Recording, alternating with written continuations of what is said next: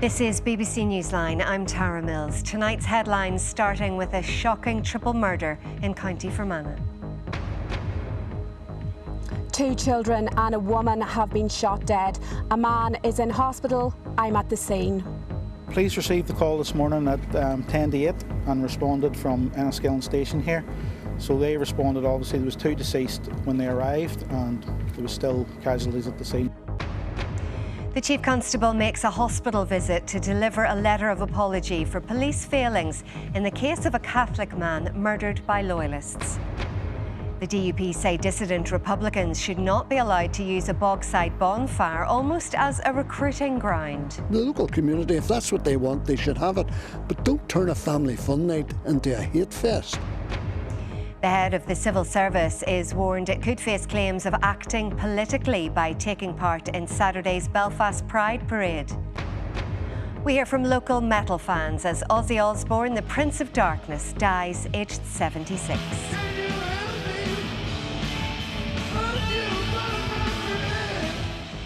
And it's been a mainly dry day with a lot of cloud though. Will it break tomorrow to allow the sun through? I'll have the details shortly.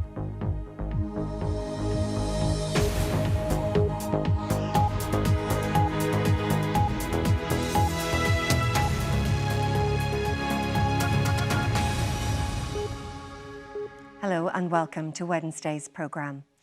A mother and her 2 children have been shot dead at their home in County Fermanagh. The PSNI have confirmed that a murder investigation is underway and a 4th person, a man, is in a serious condition in hospital. The shooting took place in Maguiresbridge, a small village about 9 miles from Enniskillen. The police have said that all 4 people lived in the same home. They've also said that there is what they've described as a limited domestic history involving the people concerned. Our reporter Elaine Mitchell is in Maguiresbridge for us. Elaine, what more can you tell us this evening?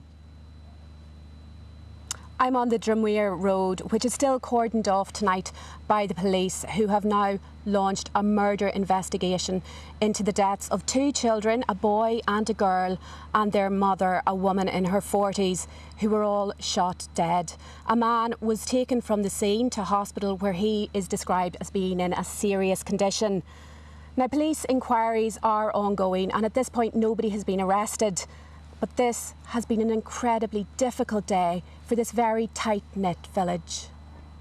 A 999 call brought police to this quiet village before 8 o'clock this morning. By 8:30, 2 people were dead and another died later. Police confirmed that it was a woman and 2 children and have launched a murder investigation. A man was taken from the scene by air ambulance to the Royal Victoria Hospital in Belfast, where his condition is described as serious. The man, woman and children shared a home in this rural part of Fermanagh. The 3 victims were all shot dead. Today the police said the scene officers arrived at was harrowing. Early this morning, police received a report of an incident in Maguiresbridge. Officers, along with their colleagues in the Northern Ireland Ambulance Service, attended a house in the Drumweir Road area. Tragically, despite best medical efforts, 2 people were pronounced dead at the scene. Sadly, I can confirm that a 3rd person has this afternoon passed away in hospital. This was a very difficult scene for police to attend. So the incident was ongoing and it just happened prior to police attending. So as you can appreciate, it's a very harrowing scene for all involved. So not only police officers, but colleagues in the ambulance service and family members. So without going into detail, it's a very harrowing scene for anybody to attend. The shooting has sent shockwaves through this close-knit community. We're absolutely shocked and heartbroken to hear of the news, and our thoughts and prayers are with those people and with their families and with the entire community of Maguiresbridge.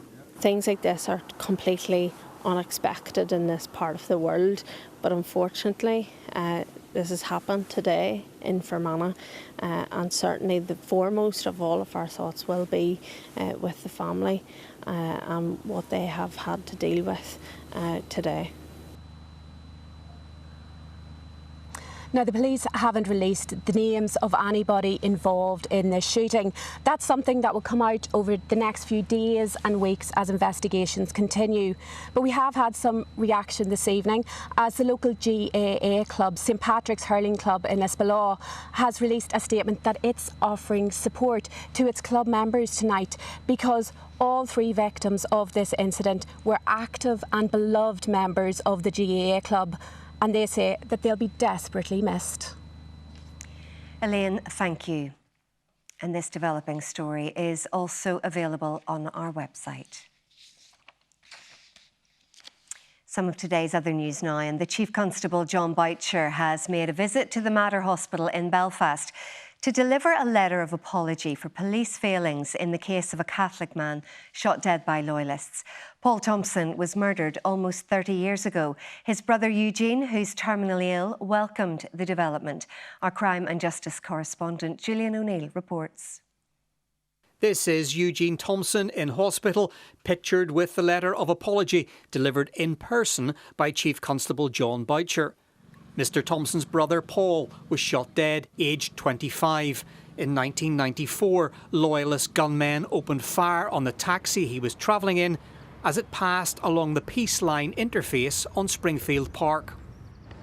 The letter that John Boucher passed over states that the Royal Ulster Constabulary could have put patrols in the area after a local resident reported suspicious activity. It states, had it taken this action, Paul Thompson's murder may have been prevented. The original investigation is described as ineffective. Key lines of inquiry were not advanced, such as the arrest of 3 potential suspects. Eugene and before him his late mother Margaret have long fought for truth and justice in relation to Paul's murder. Recently Eugene has requested an apology from the PSNI. That's been very quickly delivered. It's very welcome that they've given this apology. It's very good also that the Chief Constable delivered that apology to Eugene in person. Mr Boucher supports the family in a legal battle against the government. The Thompson case was recently before the UK Supreme Court, where the Secretary of State is seeking to overturn a coroner's decision to release intelligence information. The verdict is yet to be delivered. Julian O'Neill, BBC Newsline. The DUP says dissident Republicans should not be allowed to use a Bogside bonfire almost as a recruiting ground for its terrorist activities. It's now emerged that a man fell off the controversial bonfire last week and had to be transferred to the Royal Victoria Hospital for treatment. Here's our North West reporter, Kieran Turish. In recent weeks, the bonfire in Meanan Square in the Bogside has been taking shape ahead of the traditional burning next month. There are plans for an £11 million housing, retail and recreational scheme on the site, but Apex Housing says it can't secure a contractor to remove the material. The bonfire has attracted controversy over recent years after flags and emblems were placed on it, which the police were treating as a hate crime. Detectives also investigated reports that shots had been fired in 2021. The DUP says it's now time to eliminate the negativity around the bonfire. The local community, if that's what they want, they should have it. But don't turn a family fun night into a hate fest. When you've got a whole series of things and dissident Republicans use it almost to recruit young people because they arrive with masks and they fire shots and they put poppy wreaths on it and other hate items and emblems. That's what develops from a family fun night into a hate fest. We don't need a hate fest in the Bogside or anywhere else. It's important that the ones that do go ahead are properly managed, that they're safe, that they're sanitised, that they're free from the flags and hatred and symbols that we've seen so much of, particularly in the last month. And I would appeal directly to those building this bonfire in the Bogside to refrain from that sort of activity, to rise above that. No one from Sinn Féin was available for interview, but the party says the planned anti-community bonfires in Derry are in stark contrast to the hundreds of positive alternative events taking place in the city in August. It says the city is bursting with pride and potential. The PSNI said it was committed to working with partners, including local councils and community representatives, to address safety issues linked to bonfires. Kieran Turish, BBC Newsline, Derry. Now, the head of the Northern Ireland Civil Service was warned the organisation could face claims of acting politically by taking part in Saturday's Belfast Pride Parade. The internal emails for Jane Brady have emerged after some Stormont parties have raised impartiality concerns. The Civil Service says it's committed to being an inclusive employer. Our political reporter Brendan Hughes has more. Belfast Pride is part celebration, part political protest. But the politics have ramped up over transgender issues and the exclusion of executive parties over a ban on puberty blockers. Now internal emails reveal how senior civil servants reacted behind the scenes and questioned if they should still take part. According to the correspondence, the head of the Civil Service, Jane Brady, was told by a senior advisor attending the parade leaves the NI Civil Service and you open to the charge of acting politically, and there should be engagement at a political level before a final decision is taken. But another senior official said attendance at Pride as an employer is different to political attendance. With the PSNI having withdrawn from the parade 2 years ago, some say the civil service should now follow suit. The police took the correct decision to withdraw, and I call upon the Northern Ireland Civil Service to do likewise. Taking part in this political parade politicises the civil service. This is an organisation that should be and remain impartial, and by taking part in Saturday's parade, they're riding roughshod over that. As for those in the executive who've taken part in the past, no longer being invited is disappointing. When the LGBTQ plus community is under such pressure, those of us who are genuine allies and really care about these issues ought to be able to be there to express that support. But I equally understand the hurt that many people in the community feel about the decision around puberty blockers. So look, I will respect that decision. The Civil Service is once again looking forward to taking part in Belfast Pride. The Civil Service says it's committed to being an inclusive employer. Its LGBT network has been taking part in Belfast Pride since 2018, and that's set to continue on Saturday. Brendan Hughes, BBC Newsline, Belfast. It's almost 7:15. Still to come on the programme. The Irish government's confirmed it's putting up another €1 billion for cross-border projects like the Norra Water Bridge.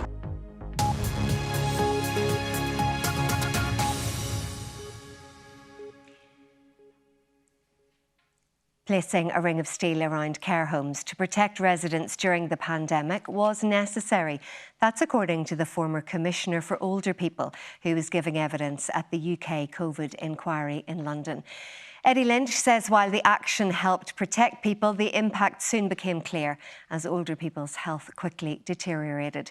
Mr Lynch also said that care home staff and owners felt they were in the firing line from the start. Our health correspondent, Mary-Louise Connolly, reports. No, you can't touch my hand. Scenes like these remain some of the most distressing images of the pandemic. Northern Ireland's former Commissioner for Older People told the inquiry that while deciding to place a ring of steel around care homes was necessary at the time, the impact soon became clear. The level of concern raised by families to my office was really significant, and the stories that we were hearing about individuals and the decline and deterioration of older people in those settings was very distressing. In his role, Eddie Lynch heard directly from families, care home owners, also staff, who felt in those early days the entire sector was in the firing line. When it came to discharging from hospital to care homes, testing, PPE and visiting, he had this to say. I think we were playing catch up. I think all of these things could have been introduced at an earlier stage with testing. It did feel that for quite a while there was quite a bit of pushback on this, and I just felt that throughout the testing programme it could have been introduced earlier, it could have been ramped up earlier, and that was my frustration. In March 2020, all inspections of care homes ceased, and without official notice. Families and those who owned the homes said for transparency that wasn't the best move. Looking back, you would still have wanted some sort of physical presence for inspectors to go in that circumstance, particularly under the strain that the providers were under. So yes, I think that would have been a concern. Mr Lynch says some guidance came too late and was far from perfect. He hopes the inquiry will address all that by making strong recommendations for the future. Mary-Louise Connolly, BBC Newsline. Now, surveillance from space by the USA was suggested as a way to verify that the IRA was decommissioning weapons during the peace process. That's according to newly released government files from the National Archives. Robbie Meredith has more. Today, I mean, it's not a day for sort of sound bites, really. We can leave those at home, but I feel the hand of history upon our shoulder.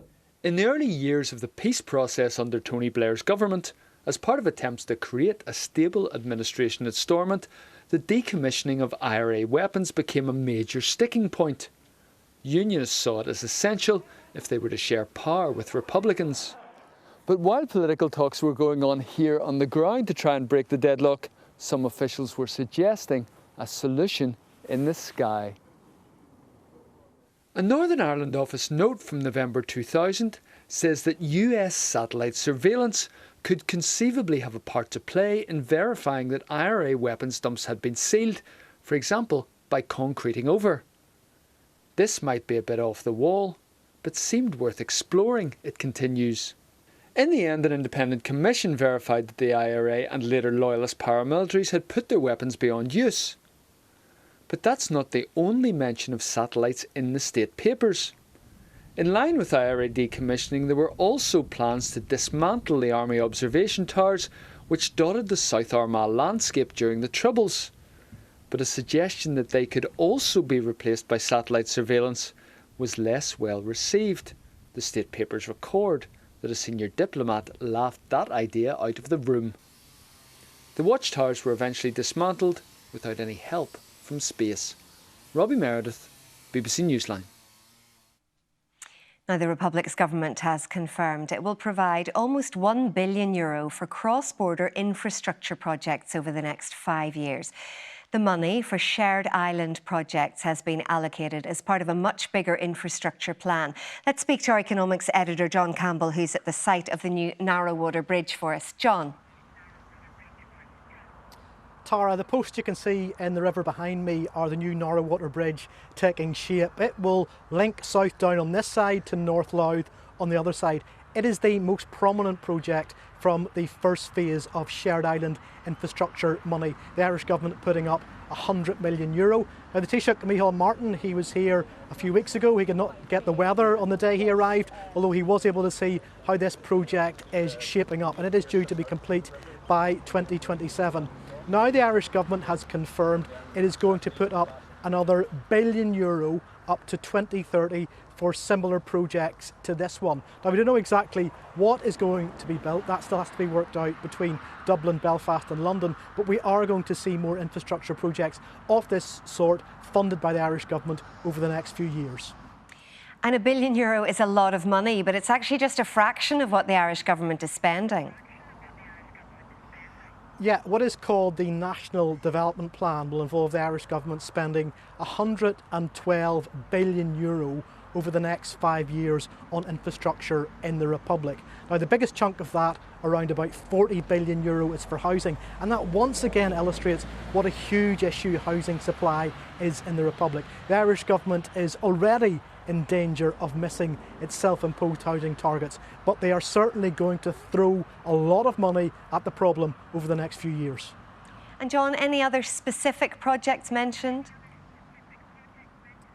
Well, €2 billion has been allocated for the Dublin Metro. That is the underground railway which will link the city centre out to the airport and the northern suburbs. We can see some of the pictures here for the route of that railway and what some of the stations are supposed to look like. Now, this is a project which has been talked about for decades, but we are now finally in a position where it looks like something is going to happen because the pre-construction work is now well advanced. And I think by the Irish government putting up €2 billion at this stage, they are certainly saying they hope or expect that there will be actual physical construction work taking place on this project before the end of this decade.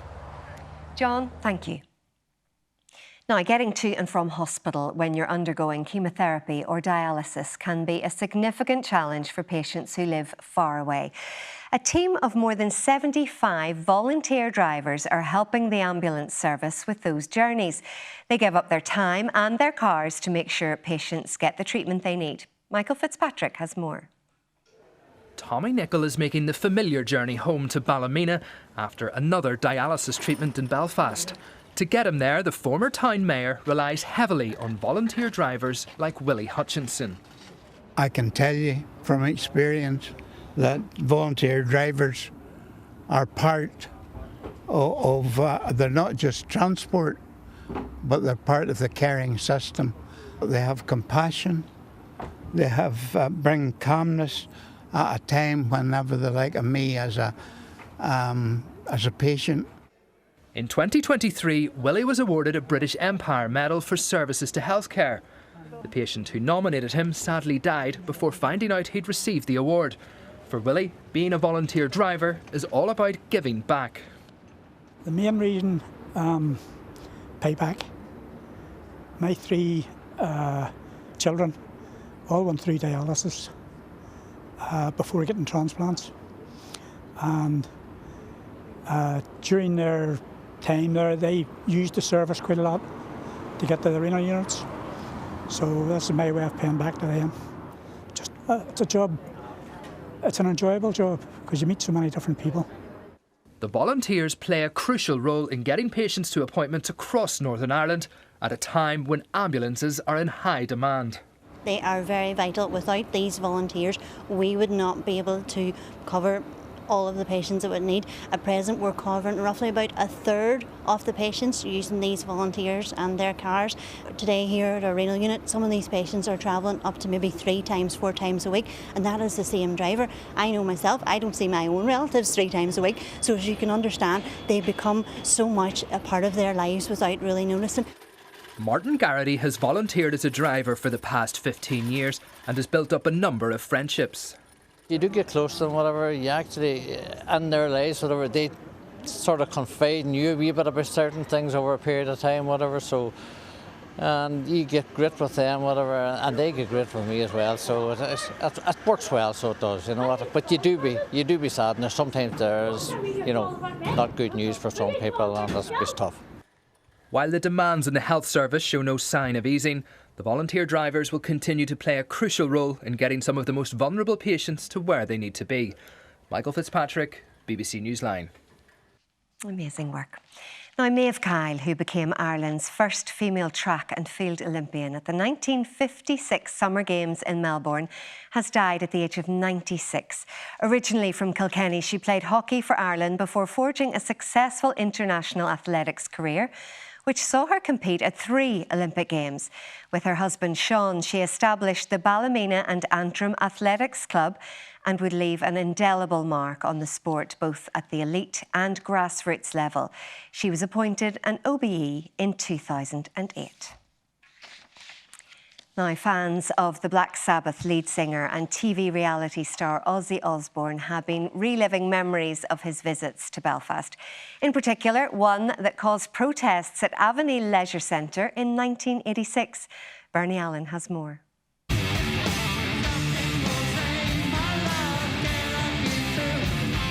The Prince of Darkness and inventor of heavy metal.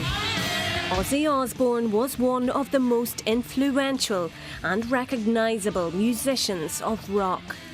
He joined Black Sabbath in the late 60s and launched a successful solo career in 1978. In the 90s, one local group got the opportunity to record with him and said he was down to earth and family orientated. Really good, dry sense of humour. I mean, we were doing the song Iron Man, and he did the vocal literally in 2 takes. And I'd said to him, I said, oh yeah, that was quick. And he was like, well, I've only been singing it 25 years.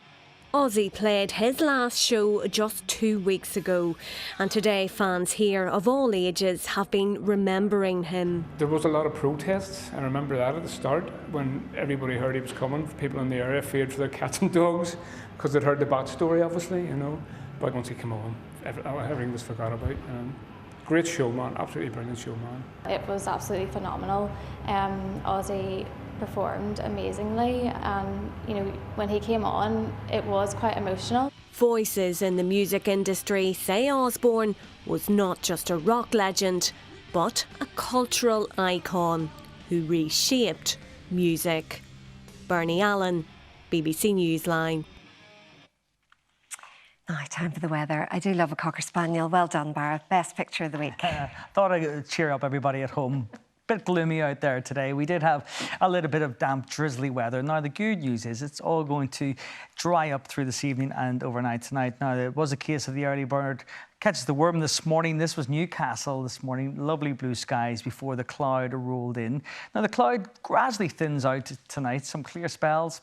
Temperatures dropping to between 10 and 13 degrees. Could be a little bit cooler in a few countryside areas where we have the clearest skies. But those clear skies mean one thing. It's going to be a lovely start to the day tomorrow. There will be, again, some lovely early sunshine before the cloud gradually fills in through the day. But it is set to stay largely dry. So first thing tomorrow, the best part of the day for the sunnier weather.